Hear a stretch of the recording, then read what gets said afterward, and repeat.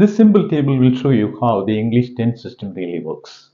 All the present tense sentences are written in their places, but if say past and future are left empty. Our task is to fill in these columns.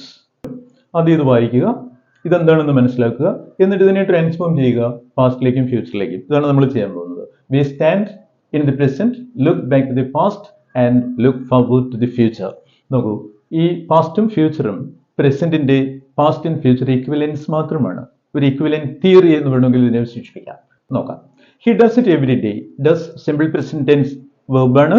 നമുക്ക് every day എല്ലാ ദിവസവും എന്നുള്ള meaning ആണ്. എല്ലാ ദിവസവും ചെയ്യുന്നു. ഇത് simple aspect ആണ്. ഇത് ടൈംലെസ് ആണ്. കാരണം ഇന്നലെ ചെയ്തു, നാളെ ചെയ്യും, എല്ലാ ദിവസവും ചെയ്യുന്നു.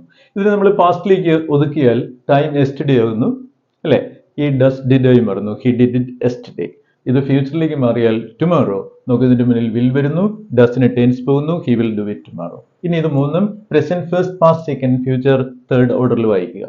അടുത്തത് present continuous. Is doing it now. അവൻ ചെയ്തുകൊണ്ടിരിക്കുന്നു എന്നാണ്. നോക്കൂ, ഈസ് പ്രസന്റ് ആണ്, ഇത് പ്രസന്റ്, അത് പ്രോഗ്രസീവ് ആസ്പെക്റ്റ് ആണ്. നോക്കൂ, ഇപ്പൊ 5 മണിയാണ്, ഞാൻ നിങ്ങളോട് സംസാരിച്ചുകൊണ്ടിരിക്കുന്നു, ഇപ്പൊ നടന്നുകൊണ്ടിരിക്കുന്നു. അപ്പൊ ഇന്നലെ 5 മണിക്ക് ഒരു കാര്യം നടന്നുകൊണ്ടിരിക്കുകയായിരുന്നു എന്ന് എങ്ങനെ പറയും? It is 5 PM now, it was 5 PM yesterday എന്നൊക്കെ കണക്കാക്കൂ. ആ സമയത്ത് ഈസ് ഡൂയിങ് ചേരില്ല, വാസ് ഡൂയിങ് ചേരൂ. So he was doing it at 5 PM yesterday. അങ്ങനെയാണെങ്കിൽ at 5 PM tomorrow he will be doing it at 5 PM tomorrow. ഇവിടെ will വരും, is be ആകും. അടുത്ത് നോക്കൂ, പ്രസന്റ് പെർഫെക്റ്റ് ആണ്. He has already done it. He has already done it or he has done it already. Has done ആണ് ഇവിടുത്തെ verb, present perfect. Really കഴിഞ്ഞ കാര്യമാണ്, പക്ഷേ it's connected to the present ആണ്. പ്രസന്റ് വേണ്ടതിന് ബന്ധമുണ്ട്. നോക്കൂ, അപ്പൊ ഇതിനെ നിങ്ങൾ പാസ്റ്റ് പെർഫെക്റ്റിലേക്ക് മാറ്റുകയാണെങ്കിൽ ഇപ്പൊ 5 മണിയാണ്, ഇന്നലെ 5 മണിക്ക് മുമ്പ് അവനത് ചെയ്ത് കഴിഞ്ഞിരുന്നു എന്ന് പറയാൻ നോക്കുക. നോക്കൂ, ബൈ 5 PM yesterday എന്ന് കിട്ടും, അല്ലെ?